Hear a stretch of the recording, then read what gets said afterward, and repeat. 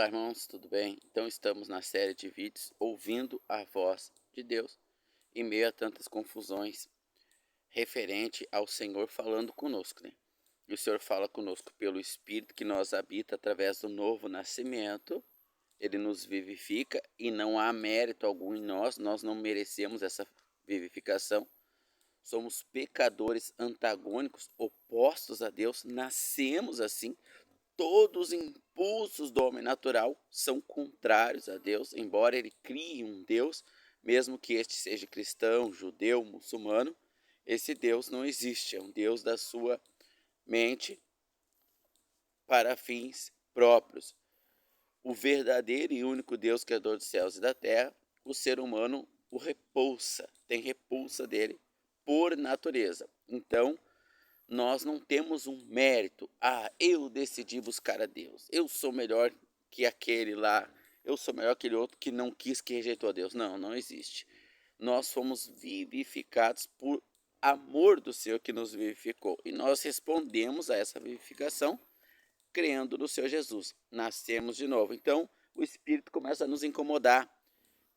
Antes de nós aceitar o Senhor Jesus para os irmãos que foram vivificados e nasceram de novo, nós vivíamos nas baladas, noitada, prostituição, isso não nos incomodava. Errado era o que era exterior, matar, roubar, né? Estrupar uma pessoa, etc. Coisas repugnantes.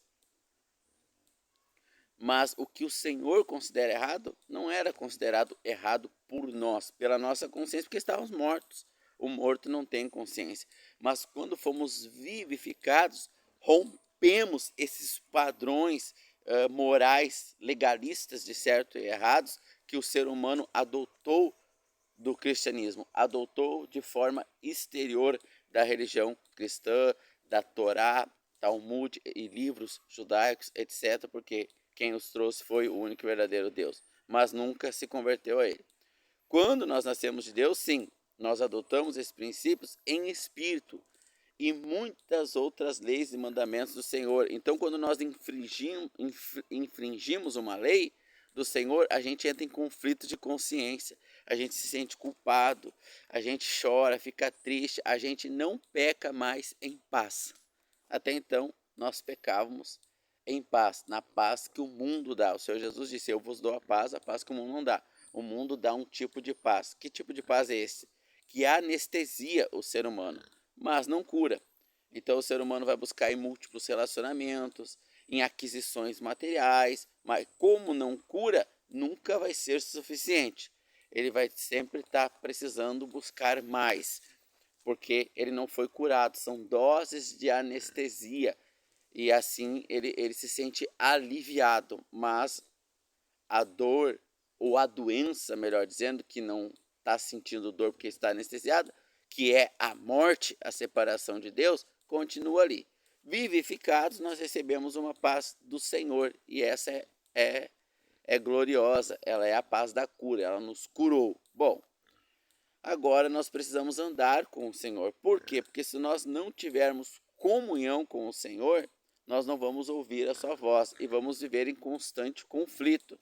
Porque o nascido de novo, que tem o Espírito de Deus morando nele permanentemente, vive em conflito quando está em pecado. E Deus, que ama e disciplina os seus filhos, Hebreus capítulo 12, o pai disciplina o filho que ama, ele vai disciplinar, às vezes com uma doença terminal, um acidente de carro, vai ficar paraplégico lá, tudo dependendo ali da gravidade do pecado e de como o processo vai continuar. Que processo? Aquele que nos chamou ou nos vivificou, ele também nos santificou.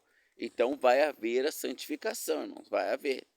O Senhor vai nos santificar, quer pela palavra, se não a palavra não for suficiente, nós somos rebeldes, a palavra vai nos santificar pela disciplina.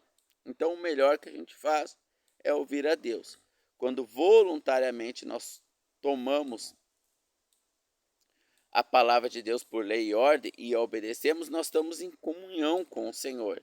Então, logo a gente consegue ouvi-lo e não ser enganado aí pelos falsos deuses dos apóstolos fraudulentos, né? Amantes do seu próprio ventre. Bom, Agora, para essa comunhão ser gerada, ela é contrária à nossa carne, né? Que nós já vimos aí. Então nós nascemos de novo e depois do novo nascimento nós vamos ter dores na carne, né?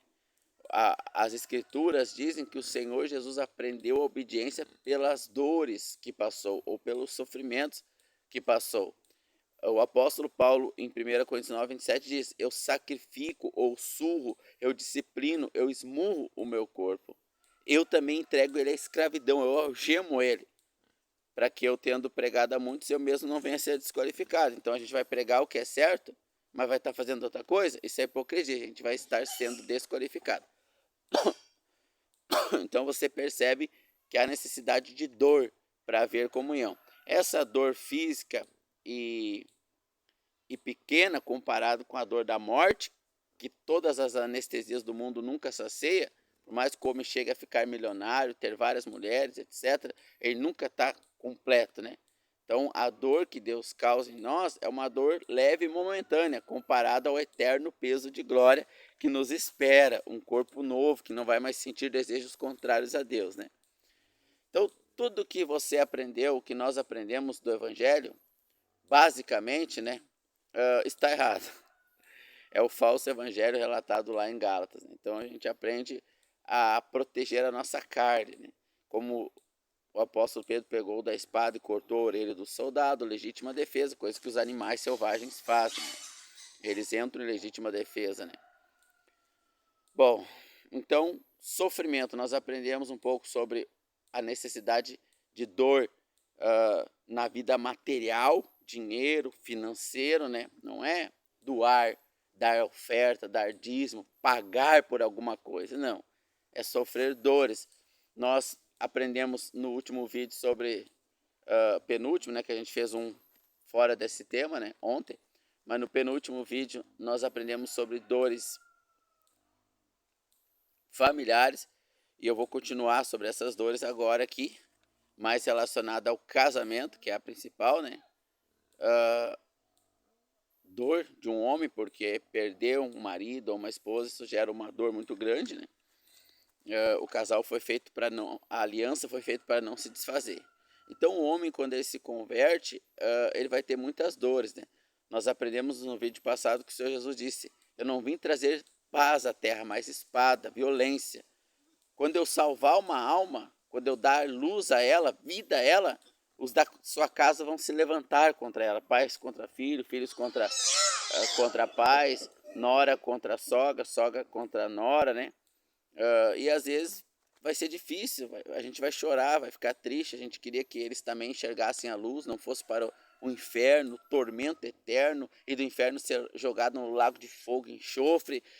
Isso nos entristece muito, mas o Senhor Jesus nos consola com a preciosa palavra: mestre, tua mãe está lá e teus irmãos querem falar contigo. E o Senhor Jesus responde: não, minha mãe e meus irmãos são aqueles que fazem a vontade do meu Pai, porque eles irão morar comigo para sempre. Eu comprei eles para mim. Quem não quer fazer a vontade do meu Pai não é meu. O Pai não me deu. Se o Pai não me deu, o destino eterno é outro. É terrível. É assombroso, irmãos. É assombroso. E o homem, para fugir dessa realidade que lá no íntimo ele sabe que existe, ele vai anestesiando o seu cérebro com drogas, alcoolismo, tabagismo, etc., né? Ali, gula, bens materiais, familiares, né? Pessoa casa para preencher o vazio e anestesia por um tempo, aí começa a acrescentar traição, ou se não pensa em buscar os filhos, né? Que o casamento já não preenche mais suficientemente, não anestesia o suficiente, então vamos ter um filho, depois os netos, e assim a pessoa vai anestesiando. Mesmo em coisas boas, essas também podem ser más, porque estão sendo usadas ali para anestesiar o que deveria ser urgentemente tratado e curado, que é a salvação da nossa alma. Você vê que como a palavra ela é poderosa e simples, eu só fiz aqui um pupurri do que a gente entendeu até agora, né? Então vamos para as escrituras sagradas. Bom, irmãos, vamos para o seio familiar que inicia no casamento, marido e mulher, né? O Senhor Jesus disse no princípio, não era assim? Deixará o pai e mãe, unir-se-á e se tornarão uma só carne. Mateus capítulo 5, verso 32. Em outros evangelhos também tem, mas eu vou deixar Mateus 5, 32 aqui como referência. e também Mateus 19, versículo 9, né? Não vou abrir lá, mas só para você anotar no rodapé aí, você que está acompanhando esse estudo, né? Tem assuntos realmente difíceis, irmãos, e eu entendo a posição de alguns irmãos contrário, né? Você vê que Romanos capítulo 14, os irmãos, eles entendiam pelas escrituras da época, né, que podia comer de tudo. E estes são chamados ali claramente dos mais fortes na fé, Romanos 14, verso 1, né? Mas aqueles que não tinham alcançado essa fé tinham medo de estar em pecado contra Deus se comessem carne, né? E eles são chamados ali claramente de os fracos na fé. Mas os irmãos que são fortes e os que são fracos devem andar junto, porque estão fazendo para o Senhor, né?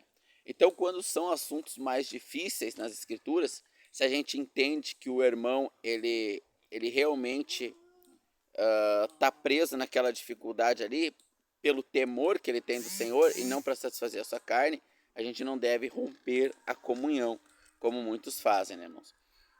Então, existem pontos realmente mais difíceis, mais complexos, né? E eu vou pegar aqui alguns pontos agora, sou obrigado a pegar, dado ao tema em questão, né? Mas eu já parto do princípio, então. Deixará o homem pai e mãe, unir-se a sua mulher, os dois tornarão uma só carne. O casamento, irmãos, ele é natural e não espiritual. Tudo que é natural, nós vamos usar para glorificar ao Senhor Jesus, através do nosso corpo e os elementos naturais. A comida, ela é natural, nem só do pão viverá o homem, mas de toda a palavra de Deus. Ela é secundária, primária é a palavra de Deus. Mas para muitos, a comida ela é primária, irmãos, porque ela aplaca as suas ansiedades. Então isso tem que ficar bem claro. O Senhor Jesus disse aos fariseus que cobraram o lavar as mãos, não é o que entra para a boca que contamina o homem, ou seja, secundário, mas é o que sai do coração, espírito, vida, alma, né? Primário. Então, para muitos, a alimentação ela é primária, ela está acima de um tempo de oração, ela está acima de um tempo de meditação na palavra. A comida ela testifica muito da alma do ser humano, do espírito do nascido de novo, do irmão também, né?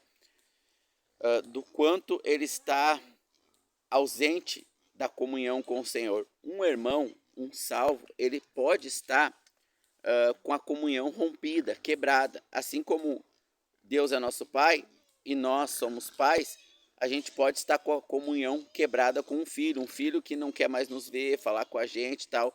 Mas se nós fazermos um exame de DNA, ele continua sendo o nosso filho, mesmo com a comunhão quebrada. Então o crente, ele é salvo, porém ele está numa condição agora, e não posição celestial, mas numa condição de carnal, relatado em 1 Coríntios capítulo 1 até o 3. Até o capítulo, todo o capítulo 1, todo o capítulo 2, todo o capítulo 3, vai relatar o estado do homem. Crente, salvo, porém, na sua condição carnal, ao invés de ser espiritual, de estar em comunhão com aquele que lhe salvou, comunhão com o Pai, ele prefere andar na carne. E ele vai ser cobrado por isso. Deus vai discipliná-lo. Já um bastardo, aquele que não é filho, Hebreus capítulo número 12, Deus diz, se você está sem disciplina, é porque você não é filho de Deus, você é bastardo. Porque o pai, ele disciplina o filho que ama. Então, se você está sob disciplina, é porque você é filho. Então, por isso que às vezes a gente vê um pagão, uma pessoa condenada ao inferno, que não aceitou Jesus como Salvador, ela logra os outros, ela faz tudo que é errado e está com 80 anos e nunca teve uma consequência. Caloteiro, mentiroso, trai a esposa e vive ali sem consequência nenhuma. Por quê? Porque ela já tem a sentença eterna. Todos os seus pecados que ela cometeu já estão sentenciados após a morte no lago de fogo e enxofre, o inferno. Agora, o crente não. O crente, o salvo, quando ele anda na carne, o pai entra com a vara. O pai entra com a vara e valendo. Só que dentro da cristandade, nós temos muitas pessoas que se confessam crentes, cristãs, mas não são salvos, nunca nasceram de novo. Por isso também estão sem disciplina. É um outro assunto de um espaçamento de tempo muito grande, mas eu preciso trazer ele aqui como base para nós entendermos. Então, o casamento ele é natural, mas assim como a gente usa a alimentação para glorificar a Deus, para expressar a nossa vida espiritual, a gente usa o trabalho para ajudar um irmão necessitado, pagar as contas, né? A gente expressa o homem espiritual através do corpo, do natural. Embora esse corpo vá ser destruído e nós vamos ganhar um corpo novo, ou ele vai ser refeito, né, melhor dizendo, glorificado, e esse corpo novo não vai ter mais vontade de pecar, fazer nada errado, por enquanto nós habitamos nesse corpo, e o Espírito Santo também.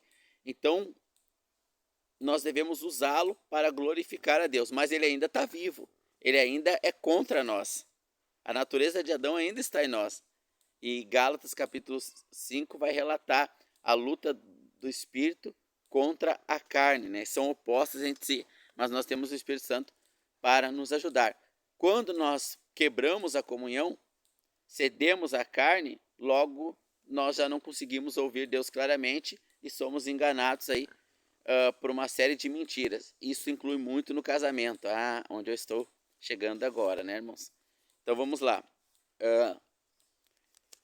1 Coríntios 7. Ora, quantas coisas que me escreveste, bom seria que o homem não tocasse em mulher, mas por causa da prostituição, cada um tem a sua própria mulher e cada um tem seu próprio marido. Veja, qual é o motivo do casamento aqui que Paulo está trazendo? Vamos tirar fora aqui os filmes hollywoodianos, né? Inclusive os gospels, né?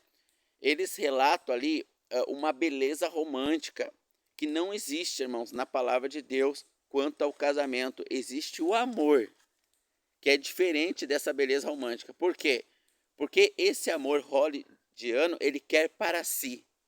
O amor das escrituras dá de si. Veja bem, o amor hollywoodiano pregado pelo mercado gospel e pelas igrejas cristãs, ele quer para si uma esposa. Tem as campanhas na igreja. Você está se sentindo sozinho, quer o marido, assim é sensato. Você vai escrever nesse papel o marido que você sonha, o marido que você deseja, a esposa que você deseja. Você vai escrever aqui, Deus vai te dar. Você vai fazer 7 sexta-feira ou quarta do amor, terapia do amor, não sei o que e tal. Isso é uma afronta ao nosso Deus, irmãos. Isso não existe. O amor religioso, ele quer para si. O amor de Deus dá de si. 1 Coríntios capítulo 13, o amor é sofredor, tudo suporta, tudo espera. É o contrário desse amor hollywoodiano aí que Cinderela, Príncipe Encantado, etc. Isso não existe.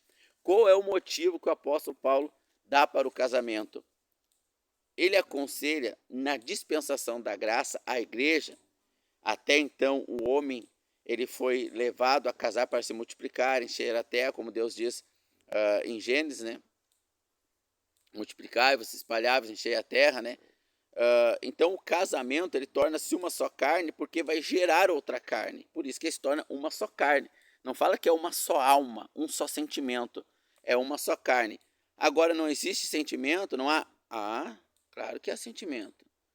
E nós vamos chegar no sentimento de Deus para o casamento.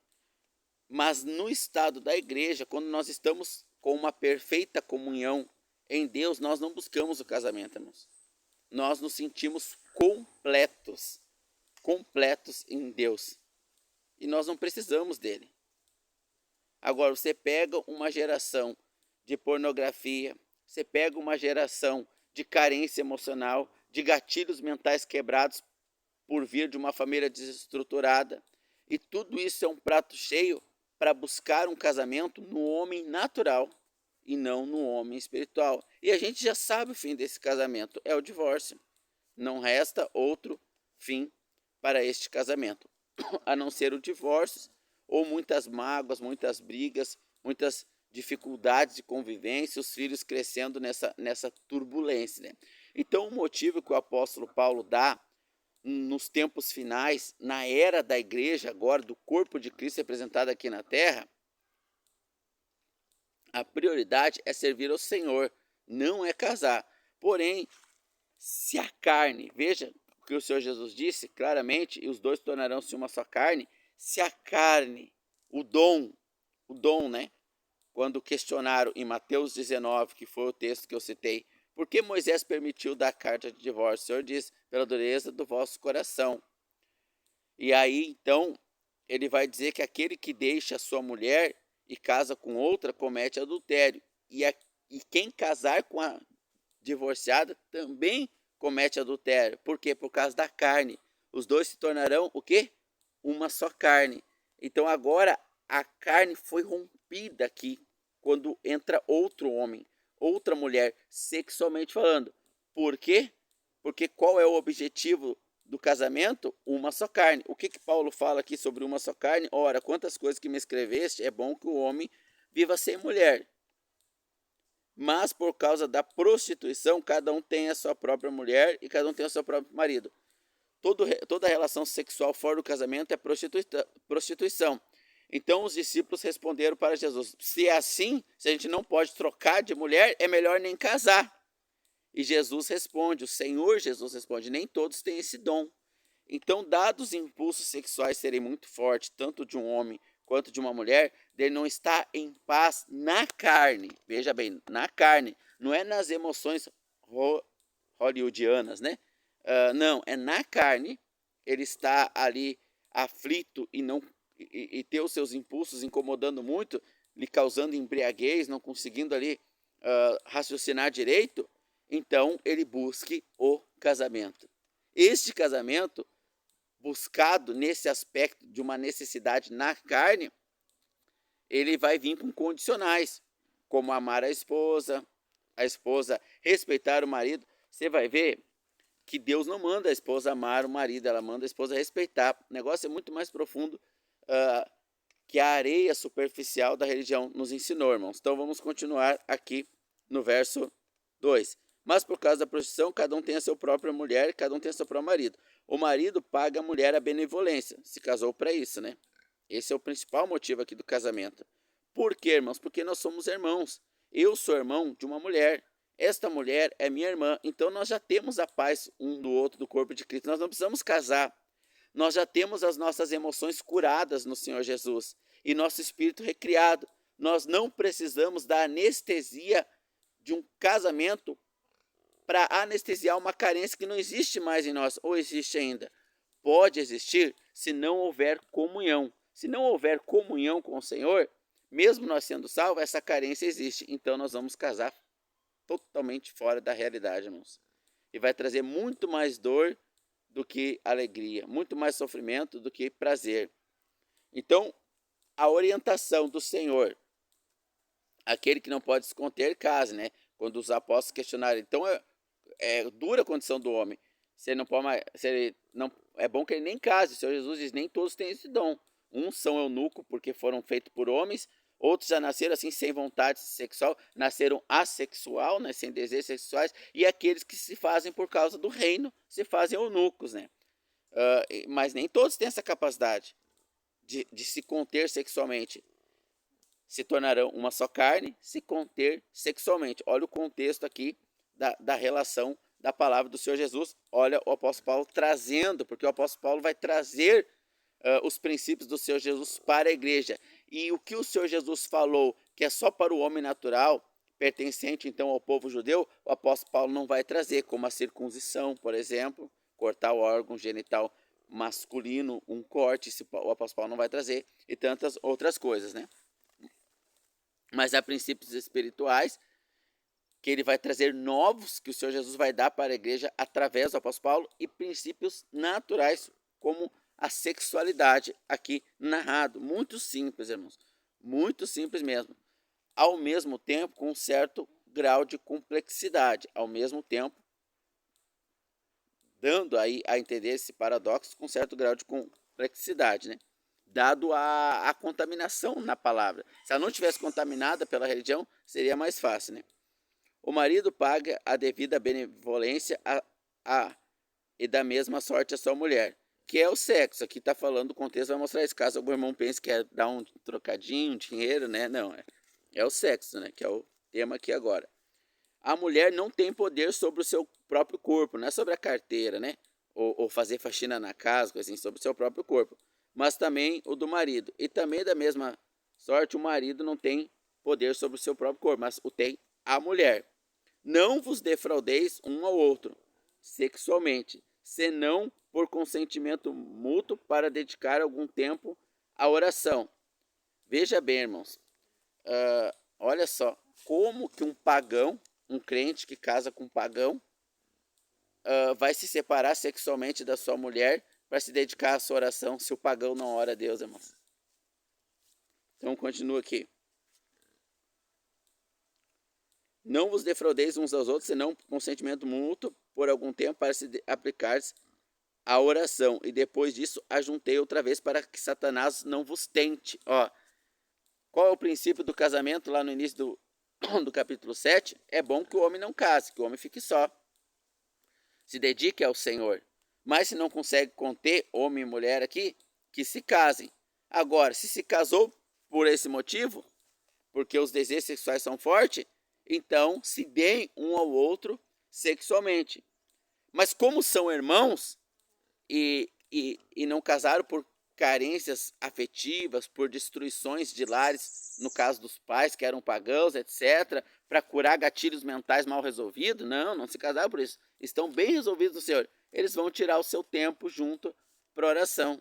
Agora, quando um crente casa com um pagão, 1 Coríntios capítulo 6, que união pode haver entre o crente e o incrédulo, o filho de Deus e o filho do diabo? Nenhuma, não pode haver união, irmãos. Não pode haver casamento. Olha que confusão. Quantos irmãos casaram com mulheres pagãs? Quantas mulheres pagãs, cristãs, irmãs, casaram com pagãos? O vivo casando com o morto, carregando um cadáver, irmãos. Por tudo, conflitos emocionais. Bateu uma química lá no trabalho lá e tal, natural. Rejeitou-se a Deus, rejeitou-se os princípios de Deus, a comunhão com Deus e buscou aliviar aquilo que não foi no Senhor, irmãos. As consequências vão ser terríveis, irmãos. Vão ser terríveis, né? Continua, então. Porque queria eu que todos fossem como eu, mas cada um tem de Deus o seu próprio dom, um de uma maneira e outro de outra. Ó. O apóstolo Paulo tinha o dom ali de eunuco, né? Ele se fez eunuco, castro, livre de mulher, para preparar uma mulher para o Senhor Jesus, como João Batista preparou dentre Israel alguns israelitas para o reino do Senhor Jesus, que o batismo de João é um e o batismo do Senhor Jesus é outro. Lembra que eu falei que o apóstolo Paulo pergunta em que batismo fosse batizar? De João? Não, vamos se batizar de novo, né? Mas Paulo agora está preparando a noiva de Cristo. Ele queria que todos fossem assim, se dedicassem para a noiva de Cristo, sem distrações. E o casamento ele é uma distração natural. Mas olha o que ele responde, a mesma coisa que o Senhor Jesus responde. Por quê? Porque Paulo está morto. Quem está falando ali é o Senhor Jesus. É o Espírito de Deus através do apóstolo Paulo. 1 Pedro 3 fala, o apóstolo Pedro dizendo, o que o nosso irmão Paulo escreve de difícil interpretação, que os indoutos e ignorantes distorcem para sua própria perdição. Mandamentos do Senhor como as demais escrituras. É o próprio Senhor falando através do apóstolo Paulo. Então, o Senhor Jesus, ele trouxe o novo nascimento através da sua morte e ressurreição. Ele pregou, ele trouxe o evangelho da salvação e o apóstolo Paulo ampliou, trouxe a doutrina desse evangelho, né? Da graça. E ele queria que mais se dedicasse a isso, mas ele sabia, assim como o Senhor Jesus respondeu lá aos discípulos, nem todos têm esse dom. Cada um fique no dom que foi chamado. Não adianta tu querer ser eunuco se tu tem impulsos sexuais muito fortes. E não adianta também tu querer casar se tu tem o dom de se dedicar para a igreja. O Senhor Jesus disse, o meu fardo é leve, não é pesado. Amém? Mas quem está no fardo do Senhor? A maioria dos irmãos estão no próprio fardo, no fardo da religião, que causou um monte de confusão na mente dos irmãos. Eles estão sob temor, sob medo. Vamos continuar então.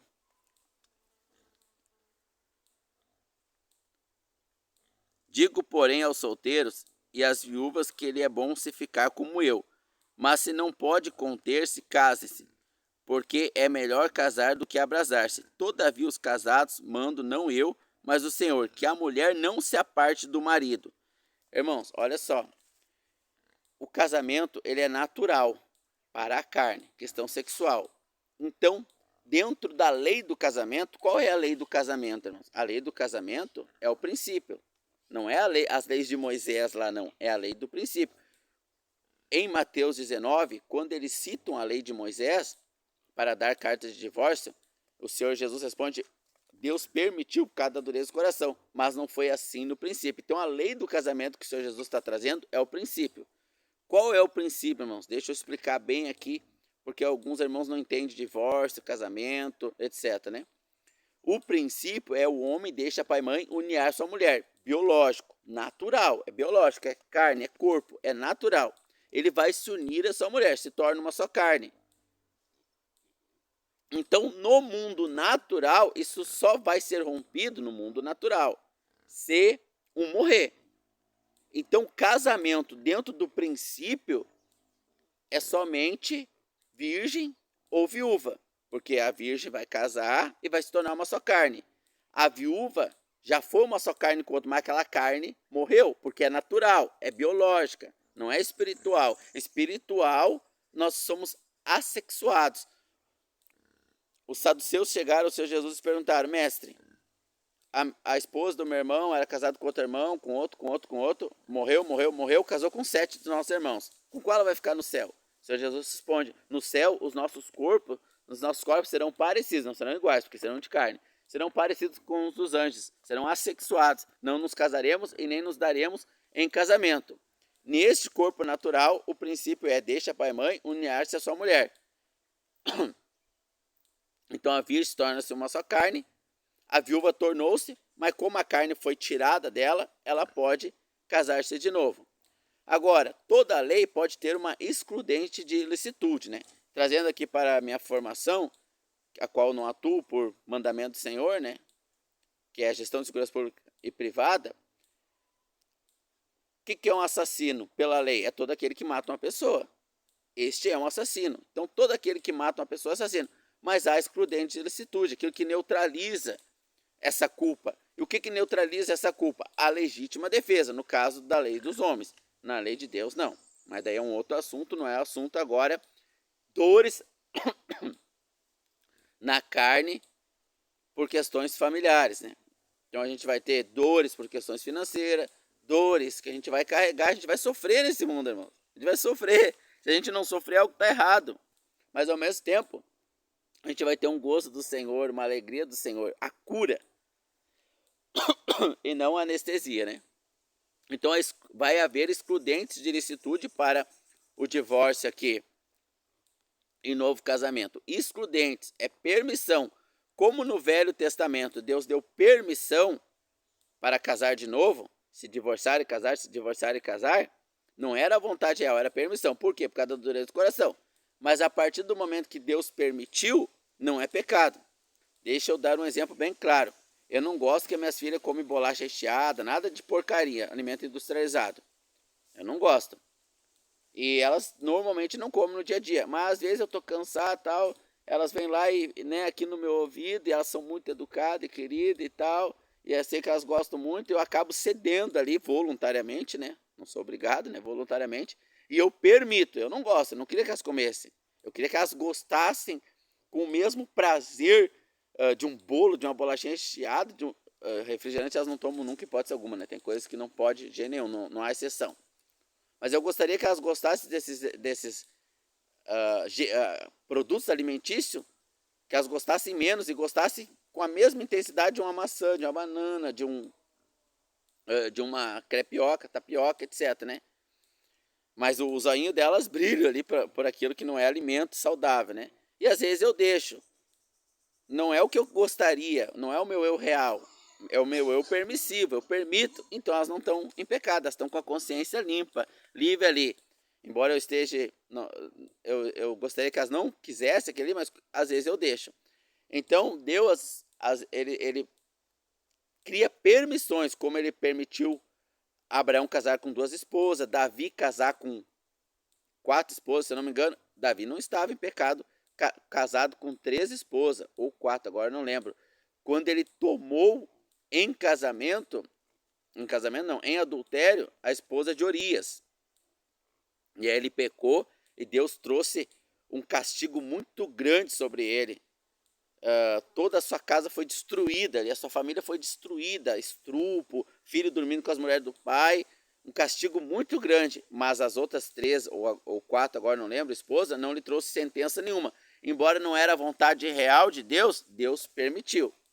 Então, segundo casamento natural, na lei natural, é virgem e viúva. No caso, viúva segundo, né? Virgem primeiro, viúva segundo.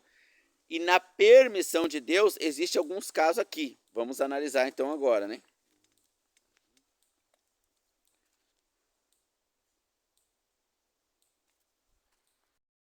Verso 10. Todavia os casados mando não eu, mas o Senhor, que a mulher não se aparte do marido. Se porém se apartar, que fique sem casar, ou que se reconcilie com o marido e que o marido não deixe a mulher. Veja, a carta é para irmãos. Então aqui são dois crentes que casaram. Esse é o princípio espiritual da igreja. Vai haver exceção. Vai haver permissão de Deus de um crente estar casado com um incrédulo. É permissão, não é vontade real. Em que caso? No caso, a concessão, a excludente de licitude, é quando Deus salvou o irmão já nesse estado. Os dois eram pagãos, mortos em seus pecados, iam para o inferno os dois, e Deus salvou um. Neste caso, Deus permite, não é a vontade real dele, não. A vontade real de Deus é que um crente esteja casado com outro crente. Dois vivos estejam casados. Mas quando Deus salva um e o outro não, porque a salvação é individual, então logo Deus permite que esse irmão mantenha-se casado com o infiel, com o morto, com o pagão. É uma permissão. Então vamos continuar aqui também para uma separação agora. Todavia os casados, mas digo eu, todavia os casados. Deixa eu achar o versículo aqui. Todavia os casados mando não eu, mas o Senhor, que se a mulher não se aparte do marido, se porém se apartar, que fique sem casar, ou que se reconcilie com o marido, e o marido não deixe a sua mulher. Então veja bem, o motivo do casamento é natural, é as questões sexuais. No mais, dedique-se à igreja, aos irmãos, às irmãs, e não ao casamento. Mas, se não consegue se conter, case. Agora, está difícil a convivência. A mulher, ela tem a permissão. Deus não quer que ela se separe. Deus quer que ela aguente no osso. Mas ela tem a permissão. O homem não. A mulher tem a permissão. Existe a vontade real de Deus e existe a permissão. Em ambos os casos, o irmão não está em pecado. Ele está aceito diante de Deus. Então, ele permite que a mulher se separe do marido. Não se divorcie, se separe. E ela deve ficar sozinha. Ela não pode ter outro homem, não pode casar mais. E o marido também não pode. Ele tem que ficar só. Se a mulher quiser casar de novo, ela deve voltar para o marido. Então, primeira permissão aqui, ó, contrária à vontade real. Casamento virgem, vontade real. Casamento viúva, vontade real. Então, dentro desse casamento, nós tivemos aqui uma primeira permissão, que é a separação. Só separação, não pode casar de novo. Por quê? Porque, por enquanto, até agora, só a viúva pode casar de novo. Certo? Então, por enquanto, até agora é isso. Mas já achamos uma excludente de licitude para desfazer as relações sexuais, o convívio de marido e mulher. Lavar a roupa, cuidar, levar o café, né? Atender algumas cumplicidades ali. Já achamos uma permissão. A mulher vai morar numa casa, o homem no outro, eles ficam assim. Eu tenho, inclusive, casos de irmãos que eu conheço, né? Que o irmão tá só até hoje porque a mulher foi embora. A mulher não quis mais ficar com ele. E ele tá sofrendo na carne isso. E é o sofrimento na carne. Ele não pode mais casar. Porque ela não teve outro homem. Então ele não pode casar. Ele está nesse sofrimento na carne. Por isso que Paulo diz, eu aconselho vocês a não casar, se dedique só ao Senhor. Se os impulsos sexuais forem fortes, case. Mas analise bem para casar com alguém maduro espiritualmente no Senhor, senão você vai sofrer dobrado na carne. Então, primeira concessão para a separação. A mulher tem a permissão, não é a vontade real. Então, é uma excludente de licitude aqui. Continua. Mas aos outros digo eu, não o Senhor. Se algum irmão tem uma mulher descrente e ele consente em habitar com ele, não o deixe. Veja, então se o irmão tem uma mulher descrente e o irmão foi salvo e a mulher é pagã e ela consente em ficar, não se separe. Continue com ela. Porque, irmãos, o Senhor vai terminar a obra. Ou ela, a luz e as trevas não dão certo, não adianta. Ou o irmão vai ficar morno e vai satisfazer os caprichos carnais dela, ou o irmão vai ficar firme no Senhor e ela vai ser salva. Ela vai crer no Senhor também. Se ela não crer, ela não vai aguentar, ela vai se separar. E se ela se separar, o que acontece? Primeira concessão para novo casamento. Vamos ver aqui nas Escrituras. Verso 13.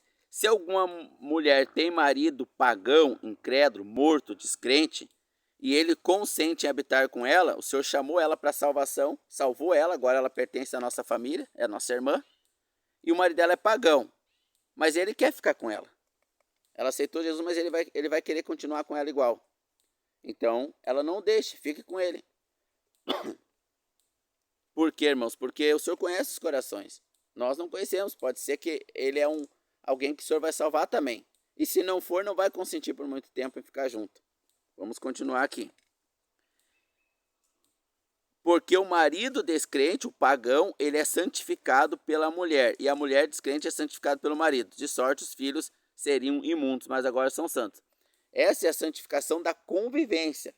Por conviver junto com o cristão, o pagão convive com o cristão, ele recebe, porque os dois são uma só carne, ele recebe benefícios do crente. Ele recebe benefícios do salvo, da separação que o crente tem para Deus, das suas orações, etc.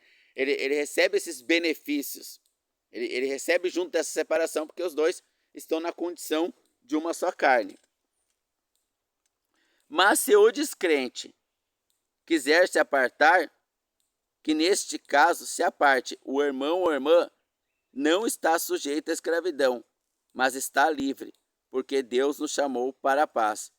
Porque de onde sabes, ó mulher, se salvará o teu marido? Ou de onde sabes, ó marido, se salvará a tua mulher? Então não tente reatar, porque tu não sabe se vai se salvar. Tu está livre. Livre para quê? Para casar de novo.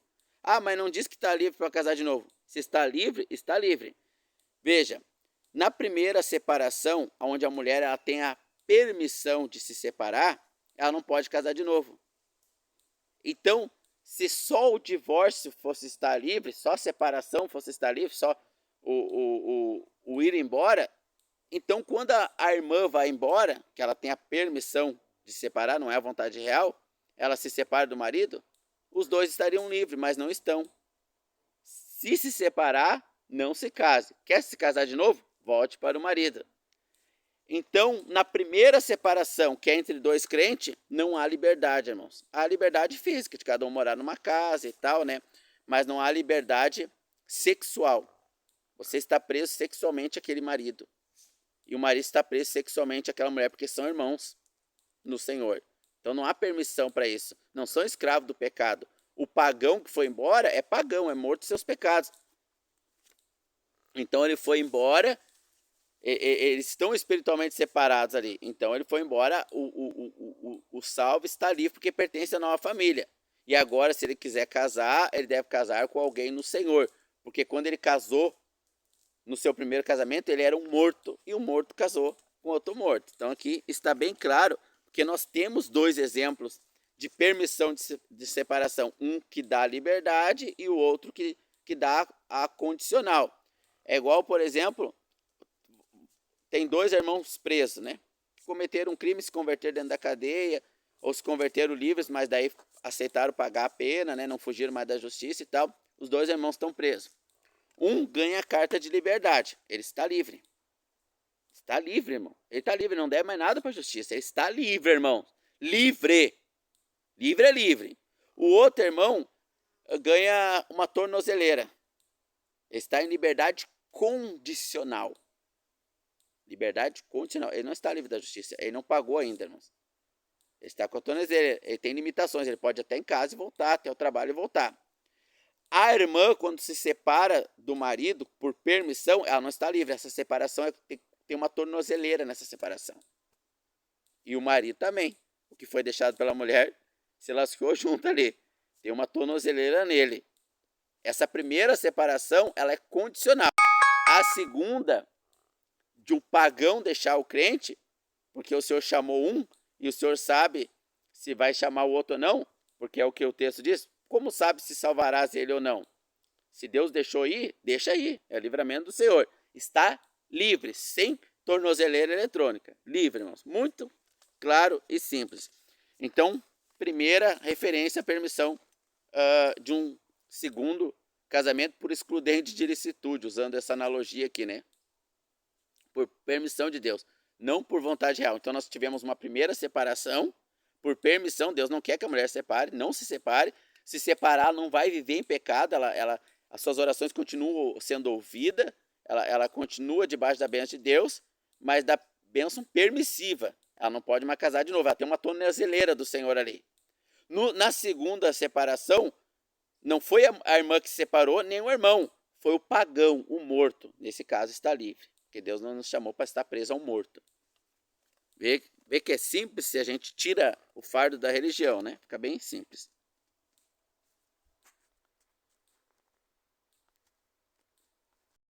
Continuar o texto no verso 17. Assim cada um ande como o Senhor lhe repartiu, cada um como o Senhor o chamou. É o que ordena em todas as igrejas. Então, esses problemas sexuais maiores eram na igreja de Corinto. As outras igrejas estavam alinhadas, né?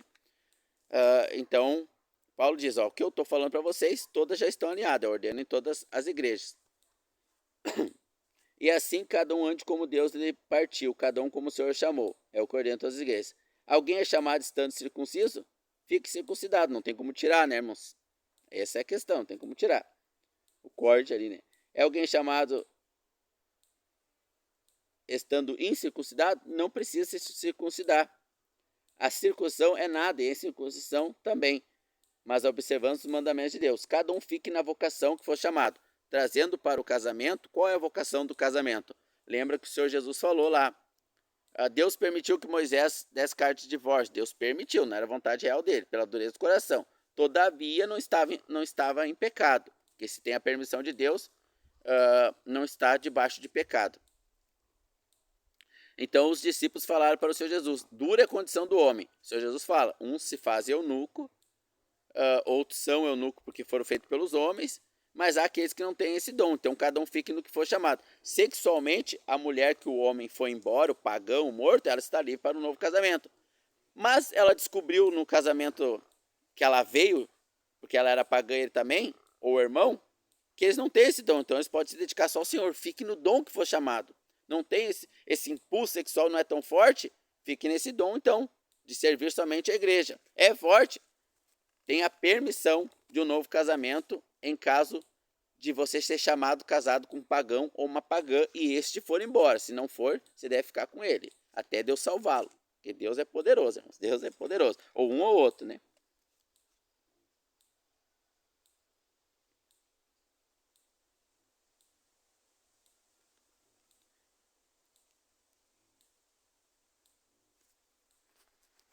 Verso 24. Irmãos, cada um fique diante de Deus como foi chamado. Ora, as virgens não têm o mandamento do Senhor, dou, porém, o meu parecer, como tem alcançado misericórdia do Senhor. Tenho, pois, bom, por causa da instante necessidade, que é bom que o homem fique assim, não case. Tanto homem e mulher virgem, né? Ou que já veio de relacionamentos sexuais, foi convertido nessa situação. Aqui está específico para a virgem. Mas nós já pegamos as excludentes de licitude.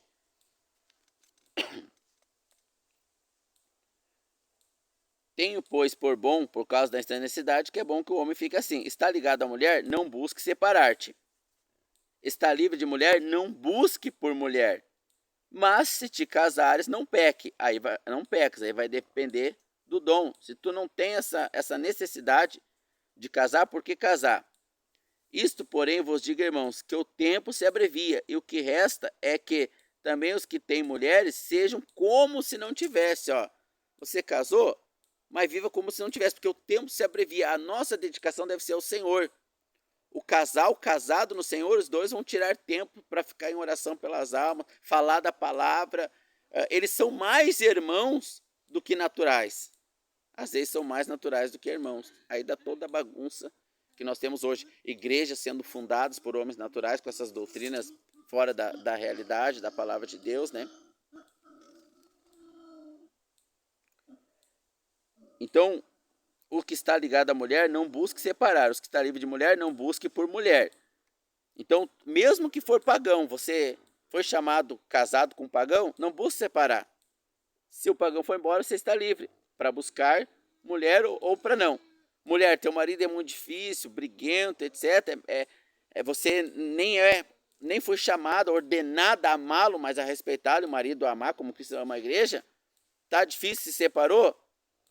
Então, tudo bem. Não se separe, mas se separou, tá sob a permissão de Deus, não a vontade real. Só não pode casar mais. Então, fique nesse estado servindo ao Senhor. Isso, porém, vos digo, irmãos, que o tempo se abrevia. O que resta é também que os que têm mulher sejam como se não tivessem, os que choram como se não chorassem, os que compram como se nada possuíssem, sobre dores financeiras que eu falei no outro vídeo, e os que usam desse mundo como se dele não usassem.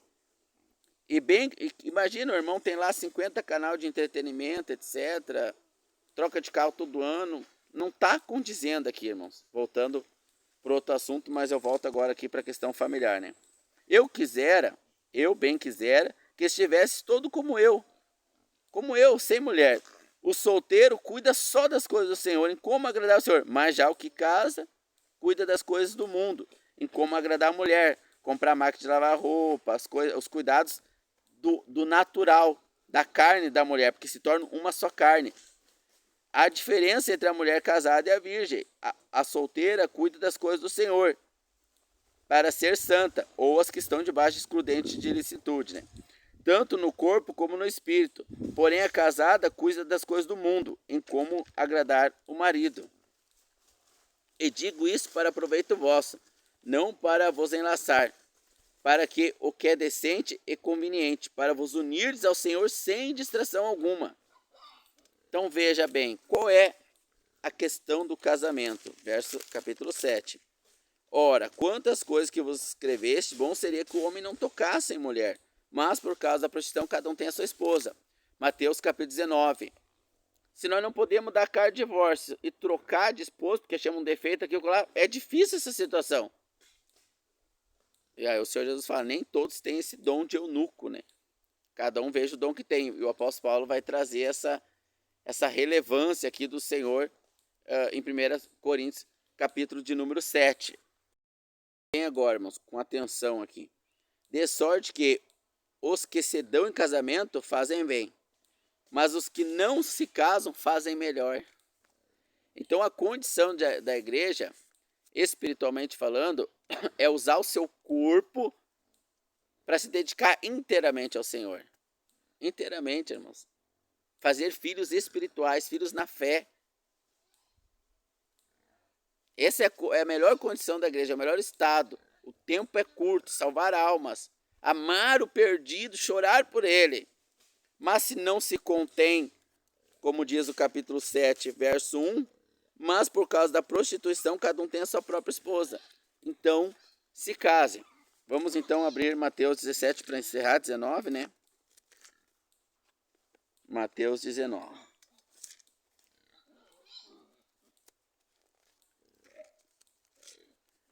(5, 32 ou 19, 9).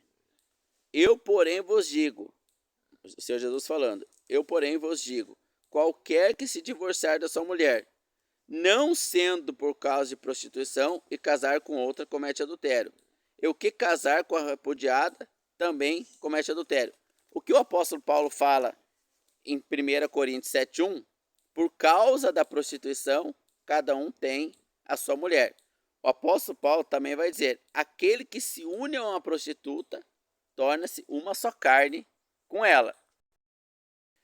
Então, por causa da prostituição, é permitido um segundo casamento. O apóstolo Paulo vai falar em 2 Coríntios, capítulo de número 2 Coríntios 6.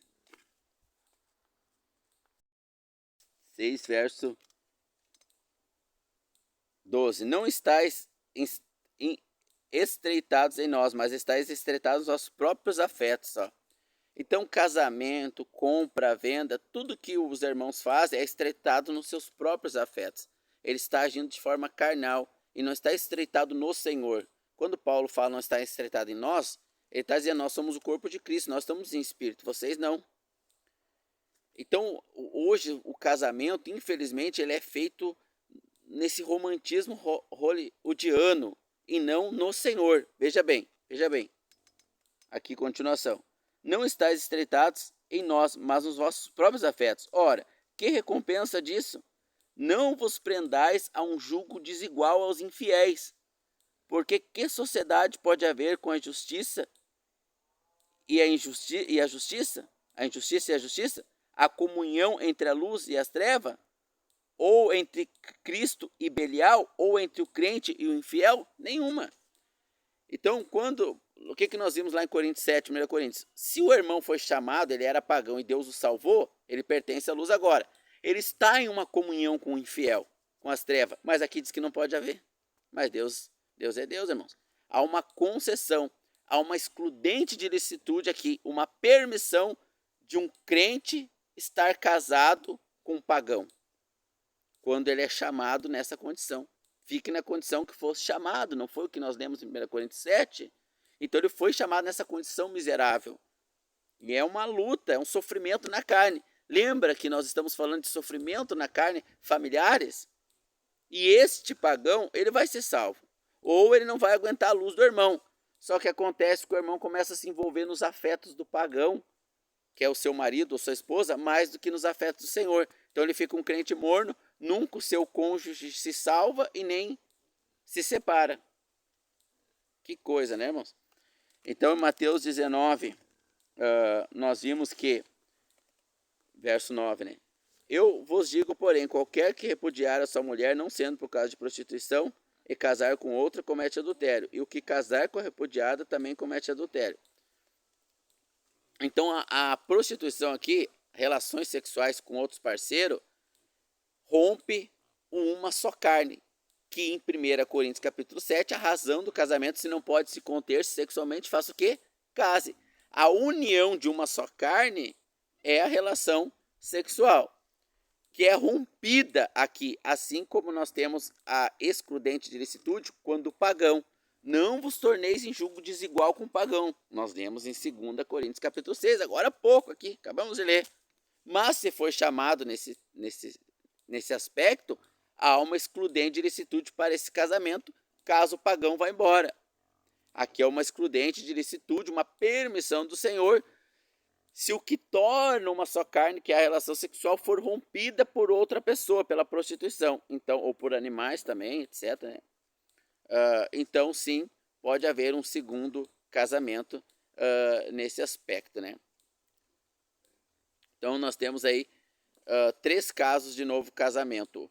Um, pela condição natural, que é a viuvez, né? 2 outros pela excludente de licitude, quando o pagão vai embora, ou quando um dos cônjuges é traído, né? Aí há uma excludente de licitude. Irmãos, é muito sofrimento na carne. O apóstolo Paulo queria nos poupar, então os jovens que estão vindo aí, que não casaram, se não tem os impulsos sexuais muito fortes, né? Embriaga a mente, não consegue raciocinar direito, não case, se dedique ao Senhor, que logo ele virá. Deus abençoe a todos nós.